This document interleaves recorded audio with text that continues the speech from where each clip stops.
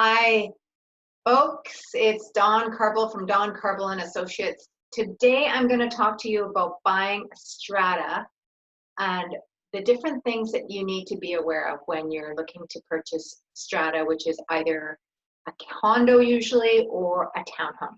Okay, so when you're purchasing strata, the things to really keep in mind are number one, the strata documents. It's so important to know that the building is managed properly. So when you're looking through the strata documents, make sure that you read carefully, line for line, what's going on with the financials, the meeting minutes, whether or not the strata has a depreciation report, which is an engineer's report that will have a 40-year plan of expenses that will be coming up for maintaining the building. It's really important that that is done properly. If you have a good strata, chances are that will be the case. Another thing you want to look for is making sure that there hasn't been any special levies in the past that have cost the owners a lot of money, because if there's a pattern of that, chances are you'll probably get hit with a large sum of a special assessment in the future. What's really important too, when you're looking at the maintenance fees, when you see a strata that has low maintenance fees, I know the typical thing to do would be to be happy about that, but that's not necessarily the case. A lot of the times a lower strata fee means that the strata management is not necessarily looking out for the maintenance of the actual building or the complex.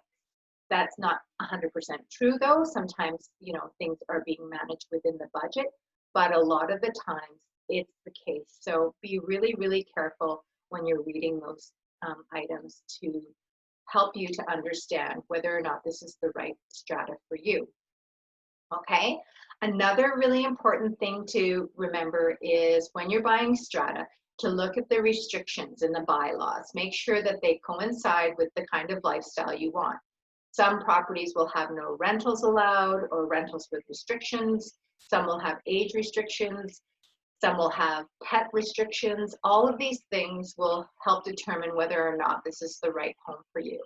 Keeping in mind that a lot of the times restrictions do have an impact on future market value for your property. Chances are a home that has age restrictions and say is only an adult-only complex will be good for people that are adults.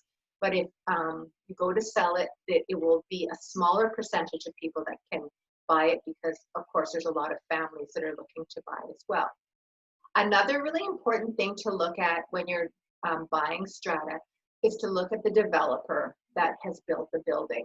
A lot of the times, very reputable developers will make the difference between a really good complex or only a so-so or maybe a not-so-good complex.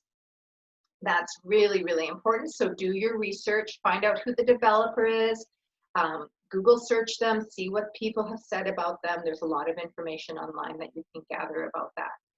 And lastly, but not least, is insurance. Make sure that the insurance for your property is sound. We have been having a huge increase in insurance policies lately because of all of the deficiencies that have happened. The insurance brokers have spiked their insurance rates. So make sure that your property is insurable and that you can get decent rates for your insurance, okay?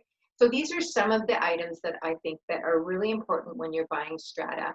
And of course, you have to love the home that you live in. Make sure that this property is close to the amenities you want and the layout's beautiful and the inside's, to your standard. But again, you've got to really, really be mindful of the strata documents because that is going to be key in determining what has happened in the past, which will help to determine what happens in the future. That's everything for now. So signing off. Take care, everyone.